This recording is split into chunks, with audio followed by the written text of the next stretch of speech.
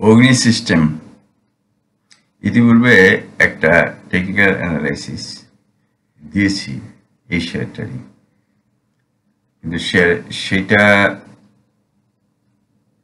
আর একটু নিচে নেমে গেছে, কিন্তু আর একটু নিচের থেকে উপরে ওঠার মতো একটা পজিশন দিয়েছে। আচ্ছা, অগ্নি সিস্টেমের আমি আগে লং টার্ম অ্যানালাইসিস করে নিই। অগ্নি সিস্টেমটা ফল করতে শুরু করে 2010 সাল থেকে।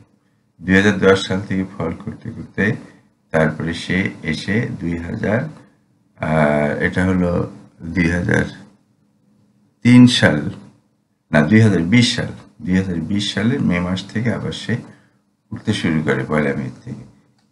এখন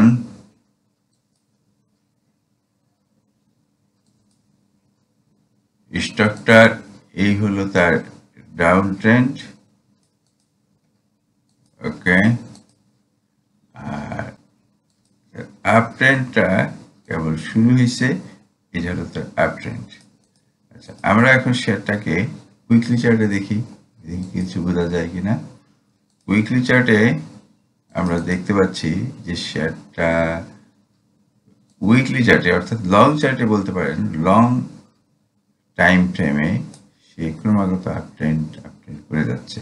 সুতরাং এটা এখন এমন একটা শেয়ার যে সে প্রতিবার আপে যাওয়ার পরে যখন সে বটমে আসবে, তখন বটম লেভেলে একটা বাই দিলে আবার সে উপরে যাবে, আবার উপরে গেলে এখান থেকে তাকে ছেড়ে দিতে হবে, আবার সে নিচে আসবে।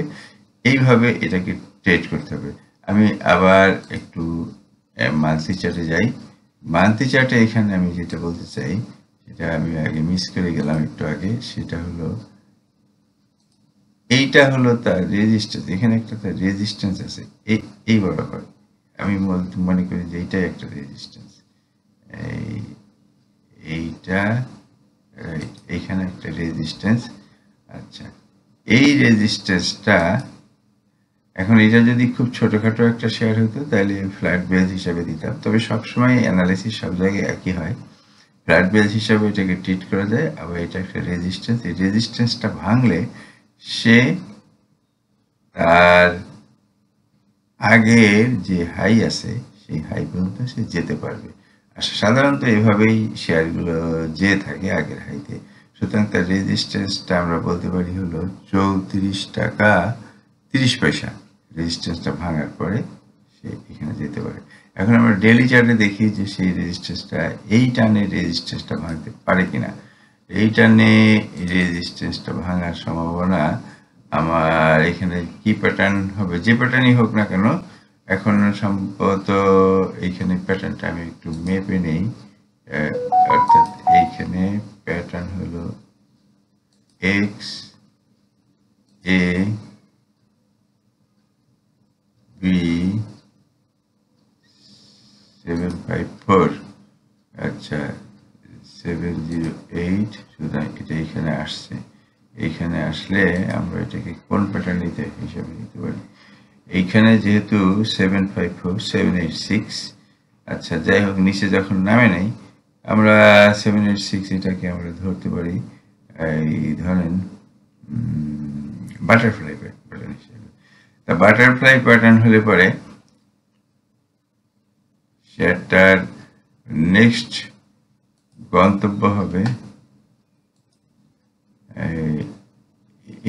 এই পয়েন্টের 127.2%, 127.2%, অর্থাৎ কিনা এটা। কিন্তু তাহলে সে 34 টাকা যেতে পারছে না, অর্থাৎ কিনা সে তার রেজিস্ট্যান্সের নিচের থেকে মেবি আর একবার ফেরত আসতে পারে এবং সেক্ষেত্রে ওকে। এখন এইখানেই এটা শেষ না, এটা আর একটা ব্যাপার আছে। ব্যাপার হলো কখনো কোনো স্টক একবারে খাড়া উপরে ওঠে না, যেমন এখানে দেখেন একটা ডাবল বটম বা ট্রিপল বটম এরকম একটা কিছু করছে। সুতরাং এটা মনে করার কোনো কারণ নাই যে সে শেয়ারটা একবারে এইভাবে উঠে যাবে। আবার এখানে একটা চ্যানেল ফরমেশন করছে, সুতরাং চ্যানেল ব্রেকআউটের পরে আবার একটা রিটেস্ট, এটা হওয়ার সম্ভাবনা যথেষ্ট।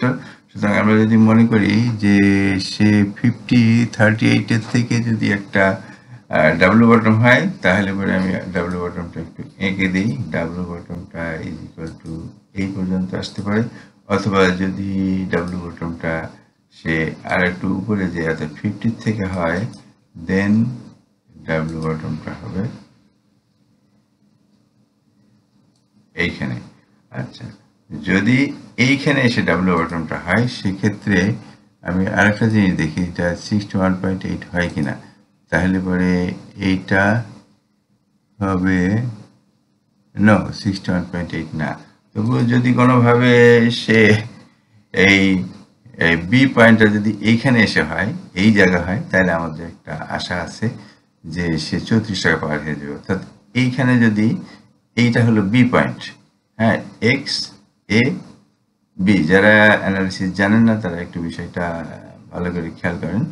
এখানে হলো এইটা হলো 61.8, যদি সে এই পর্যন্ত আসে এবং তারপরে যদি পড়েও যায়, তাহলে শেয়ারটার গন্তব্য হবে 161.8%, অর্থাৎ কিনা 34 বা তার উপরে হবে। হ্যাঁ, তো সেক্ষেত্রে আমাদের এটা ব্রেক করার একটা সম্ভাবনা আছে। সেই ক্ষেত্রে এখানে 34 এর জায়গায় হবে 161.8%। আমি একটু এঁকে দেখি, 161.8%, অর্থাৎ কিনা 34 এর উপরে হবে। সুতরাং এইটা উপর থেকে যদি পড়ে, দেন এটার সম্ভাবনাটা একটু বেশি থাকে। অর্থাৎ আর একটু উপরে উঠে যদি সে ডাব্লু বটম তৈরি করে, সেক্ষেত্রে আমাদের জন্য ভালো। ভালো মানে যারা এটা লং টাইমের জন্য ধরে রাখছেন বা অনেকদিন থেকে ধরে রাখছেন তাদের জন্য ভালো, কিন্তু যারা সুইং ট্রেডার তাদের জন্য, তারা হয়তো অনেকেই এর মধ্যে ছেড়ে দিয়ে লস করে ফেলছেন। সুতরাং এই আমার আজকে অগ্নি সম্পর্কীয় অ্যানালাইসিস। সাথে থাকার জন্য ধন্যবাদ। আসসালামু আলাইকুম। পরবর্তী আপডেট পেতে লাইক, কমেন্ট ও শেয়ার করে সাথে থাকুন। সাবস্ক্রাইব করার জন্য ধন্যবাদ। আসসালামু আলাইকুম।